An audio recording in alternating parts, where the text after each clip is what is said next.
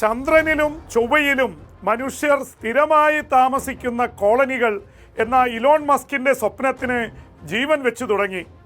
ബഹിരാകാശത്തും ചന്ദ്രനിലും വിനോദസഞ്ചാരികളെ കൊണ്ടുപോകാനുള്ള ആകാശ കപ്പൽ സ്റ്റാർഷിപ്പ് 4ാം പരീക്ഷണത്തിൽ വിജയം കണ്ടു.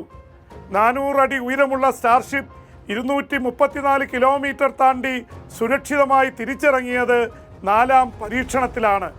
ആദ്യ 3 പരീക്ഷണങ്ങൾ പരാജയപ്പെട്ടിരുന്നു. നാസയുടെ കീഴിൽ ബഹിരാകാശ സഞ്ചാരികളെ അടുത്ത വർഷം ആർട്ടിമിസ് പദ്ധതി പ്രകാരം ചന്ദ്രനിൽ കൊണ്ടുപോകുന്ന ദൗത്യത്തിൽ മസ്കിൻ്റെ സ്പേസ് എക്സ് സഹകരിക്കും. ഇതിനിടയിൽ ബോയിങ്ങിൻ്റെ സ്റ്റാർ ലൈനറിൽ ഇന്ത്യൻ വംശജയായ സുനിത വില്യംസും സഹയാത്രികനും ബഹിരാകാശ നിലയത്തിലെത്തി. 3ാം തവണ സ്പേസ് സ്റ്റേഷനിൽ സുനിത എത്തിയത് നൃത്തം വെച്ചുകൊണ്ടാണ്. ചന്ദ്രനിൽ ഭൂമിയിൽ നിന്ന് ഏറ്റവും വിദൂരമായ സ്ഥലത്ത് ചൈനീസ് പേടകം ഇറങ്ങിയതും പോയ വാരത്തിൽ വൻ ചർച്ചയായി. ഉക്രൈൻ യുദ്ധത്തിൻ്റെ പശ്ചാത്തലത്തിൽ സ്പേസ് സ്റ്റേഷനിലെ അമേരിക്കൻ റഷ്യൻ പങ്കാളിത്തവും അവസാനിക്കുകയാണ്. റഷ്യയും ചൈനയും ചേർന്ന് ചന്ദ്രനിൽ സ്ഥിരമായ താവളമൊരുക്കാനും പദ്ധതിയിടുന്നു. ഒരു 3ാം ലോക മഹായുദ്ധമുണ്ടായാൽ പോരാട്ടം ബഹിരാകാശത്ത് നിന്ന് കൂടിയാവും.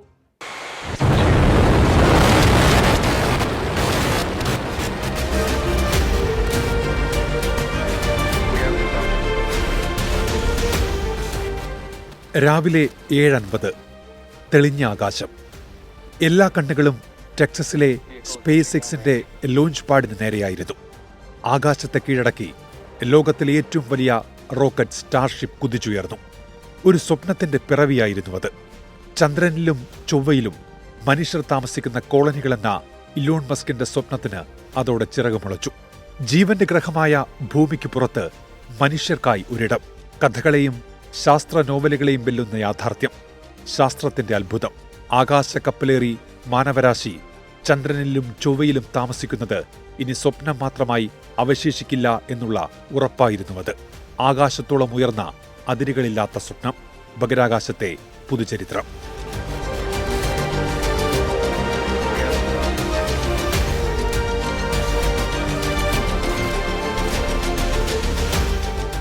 നാനൂറടി ഉയരമുള്ള സ്റ്റാർഷിപ്പ് 234 കിലോമീറ്റർ താണ്ടി സുരക്ഷിതമായി തിരിച്ചിറങ്ങി.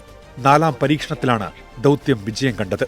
ഉപഗ്രഹങ്ങളും ടെലസ്കോപ്പുകളും ഈ റോക്കറ്റ് ഉപയോഗിച്ച് ബഹിരാകാശത്തെത്തിക്കാനാകും. 40 നില കെട്ടിടത്തിന്റെ നീളമാണ് റോക്കറ്റിനുള്ളത്. പരമാവധി 100 ആളുകളെ വഹിക്കാനാകും. 26,000 കിലോമീറ്റർ വേഗത്തിലാണ് യാത്ര. പ്രധാനമായും 2 ഭാഗങ്ങളാണ് റോക്കറ്റിനുള്ളത്. സൂപ്പർ ഹെവി എന്ന പോസ്റ്ററാണ് ആദ്യ ഭാഗം. മനുഷ്യരെയും പേലോഡുകളെയും വഹിക്കാവുന്നതാണ് 2ാമത്തെ ഭാഗം. ഇവ രണ്ടും നിശ്ചയിച്ചിരുന്ന സ്ഥാനത്ത് തന്നെ ഇറക്കാനായി എന്നതാണ് സുപ്രധാന നേട്ടം. പരീക്ഷണം വിജയകരമായി പൂർത്തിയാക്കിയാണ് സ്റ്റാർഷിപ്പ് ഇന്ത്യൻ മഹാസമുദ്രത്തിൽ പതിച്ചതെന്ന് സ്പേസ് എക്സ് വ്യക്തമാക്കി. നേരത്തെ 3 തവണ റോക്കറ്റിന്റെ വിക്ഷേപണം പരാജയപ്പെട്ടിരുന്നു. 3ാം തവണ പേടകത്തിന്റെ വിക്ഷേപണം വിജയിച്ചെങ്കിലും ബഹിരാകാശത്ത് നിന്ന് ഭൗമാന്തരീക്ഷത്തിലേക്ക് തിരിച്ചിറങ്ങുന്നതിനിടെ പേടകം കത്തിയമരുകയായിരുന്നു. എന്നാൽ ദൗത്യം ഉപേക്ഷിക്കാൻ തയ്യാറാകാതെ മസ്ക് മുന്നോട്ടുപോയി. പുതുമ പരീക്ഷിക്കാൻ വിമുഖത കാണിക്കാത്ത ലോകത്തിലെ ഏറ്റവും വലിയ കോടീശ്വരനായ ഇലോൺ മസ്കിന്റെ നേട്ടത്തിൽ ഒരു പൊൻതൂവൽ കൂടിയാകും റോക്കറ്റ് പരീക്ഷണമെന്നതിൽ തർക്കമില്ല. തലച്ചോറിൽ ചിപ്പ് ഘടിപ്പിച്ച് പരീക്ഷണം നടത്തിയും ടെസ്ല കാറുകൾ അവതരിപ്പിച്ചും ലോകത്തെ ഞെട്ടിച്ച മസ്കിന്റെ വിപ്ലവകരമായ മറ്റൊരു നേട്ടം കൂടിയാണിത്. ബഹിരാകാശ സഞ്ചാരികളെ ആർട്ടിമിസ് പദ്ധതി പ്രകാരം ചന്ദ്രനിൽ കൊണ്ടുപോകുന്ന നാസയുടെ ദൗത്യത്തിൽ മസ്ക് പങ്കാളിയാകും. ഐതിഹാസിക നേട്ടത്തിന് ടീമിന് അഭിനന്ദനങ്ങളെന്നായിരുന്നു ദൗത്യത്തിന് പിന്നാലെ മസ്കിന്റെ പ്രതികരണം. ആകാശത്തെ ഈ ചരിത്ര നേട്ടത്തിന് പിന്നാലെയാണ് ബോയിങ് സ്റ്റാർലൈനർ അന്താരാഷ്ട്ര ബഹിരാകാശ നിലയത്തിൽ ഡോക്ക് ചെയ്തത്. സ്റ്റാർലൈനർ പേടകത്തിന്റെ മനുഷ്യരെ വഹിച്ചുകൊണ്ടുള്ള ആദ്യ ദൗത്യമായിരുന്നു ഇത്. നേരിയ ഹീലിയം ചോർച്ച പോലുള്ള സാങ്കേതിക തകരാറുകൾ മൂലം ഡോക്കിംഗ് 1 മണിക്കൂറോളം വൈകിയിരുന്നു. 2 ഹീലിയം വാൽവുകൾ അടച്ചാണ് തകരാർ പരിഹരിച്ചത്. ഇന്ത്യൻ വംശജരായ സുനിത വില്യംസും സഹയാത്രികനായ ബുഷ് വിൽമോറുമായിരുന്നു ഈ ബഹിരാകാശ പേടകത്തിലെ യാത്രികർ. വീട്ടിലേക്ക് തിരികെ പോകുന്ന പോലെ എന്നായിരുന്നു 3ാം യാത്രയിൽ ബഹിരാകാശ നിലയത്തിലെത്തിയ സുനിത വില്യംസിന്റെ വാക്കുകൾ. ലാൻഡ് ചെയ്യുന്നതിനിടെയുള്ള സുനിത വില്യംസിന്റെ നൃത്തം വൈറലായി.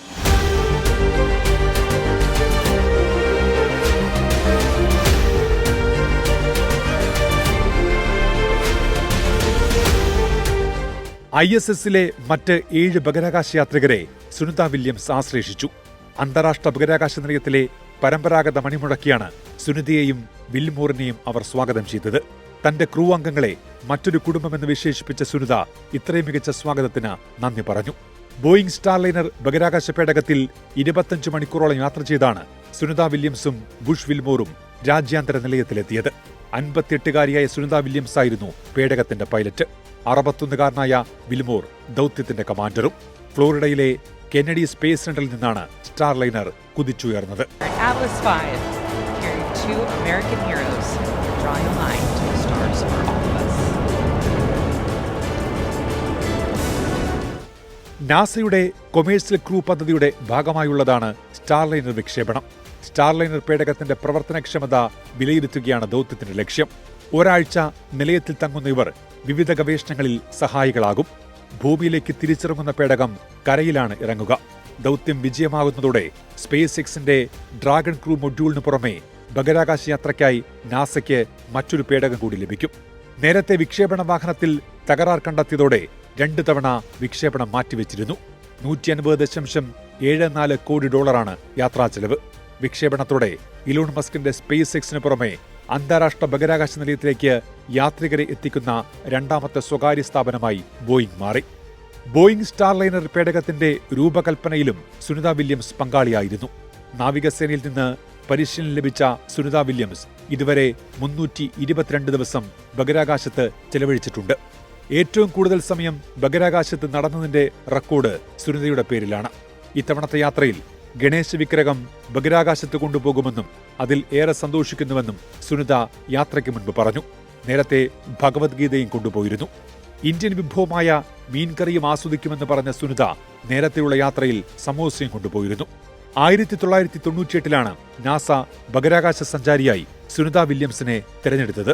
അതിനു മുൻപ് നാവികസേനയിൽ ടെസ്റ്റ് പൈലറ്റായിരുന്നു സുനിത വില്യംസ്. 30 തരം വിമാനങ്ങൾ ആകെ 3000 മണിക്കൂറിലധികം പറത്തിയിട്ടുണ്ട്. അതിനിടെ ചന്ദ്രനിൽ ഭൂമിയിൽ നിന്ന് വിദൂരമായ സ്ഥലത്ത് ചൈനയുടെ ചാങ് E6 പേടകം സാമ്പിൾ ശേഖരിച്ച് ഭൂമിയിലേക്ക് മടക്കയാത്ര തുടങ്ങിയത് പോയ വാരം വൻ വാർത്താ പ്രാധാന്യം നേടി. 2 ദിവസം നീണ്ട സാമ്പിൾ ശേഖരണത്തിനൊടുവിലാണ് പേടകം ചന്ദ്രനിൽ നിന്ന് പുറപ്പെട്ടത്. ഭൂമിക്ക് അഭിമുഖമായി വരാത്ത ചന്ദ്രന്റെ ഈ പ്രദേശത്ത് പേടകമിറക്കാൻ മറ്റൊരു രാജ്യത്തിനും കഴിഞ്ഞിട്ടില്ല. ചന്ദ്രനിൽ ചൈനയുടെ പതാക സ്ഥാപിച്ചാണ് മടക്കയാത്ര. മെയ് 3 വിക്ഷേപിച്ച പേടകം ഞായറാഴ്ചയാണ് ചന്ദ്രനിൽ ഇറങ്ങിയത്. 2 കിലോ സാമ്പിളുകളാണ് ഭൂമിയിലെത്തിച്ചത്.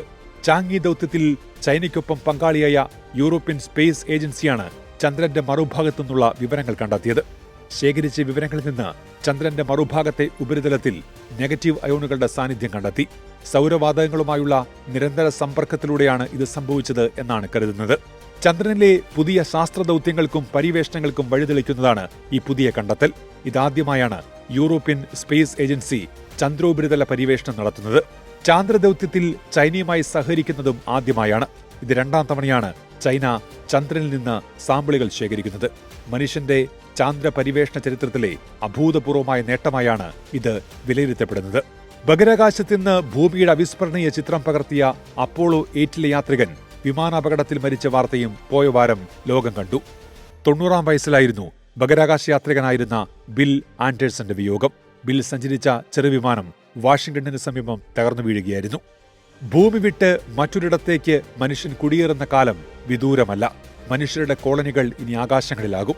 സ്വപ്നങ്ങൾക്ക് ചിറകുമുളയ്ക്കുമ്പോൾ ആശങ്കകളും തള്ളിക്കളയാനാകില്ല. ഇസ്രയേൽ ഹമാസ് യുദ്ധം, റഷ്യ യുക്രൈൻ യുദ്ധം എന്നിവ രൂക്ഷമായി തുടരുന്ന കാലഘട്ടം കൂടിയാണിത്. നേട്ടങ്ങളുടെ പട്ടികയിൽപ്പെടുത്തുമ്പോഴും ബഹിരാകാശ ദൗത്യങ്ങൾ ആധുനിക കാലത്തെ യുദ്ധയിടമായി മാറിയേക്കാമെന്നും ഭയപ്പെടേണ്ട സാഹചര്യമാണിത്. ഇനിയൊരു യുദ്ധം ഒരുപക്ഷെ ബഹിരാകാശത്താകാം. യുക്രൈൻ യുദ്ധത്തിന്റെ പശ്ചാത്തലത്തിൽ സ്പേസ് സ്റ്റേഷനിലെ അമേരിക്കൻ റഷ്യൻ പങ്കാളിത്തം അവസാനിക്കുകയാണ്. റഷ്യയും ചൈനയും ചേർന്ന് ചന്ദ്രനിൽ സ്ഥിരമായ താവളമൊരുക്കാനും പദ്ധതിയിടുന്നുണ്ട്.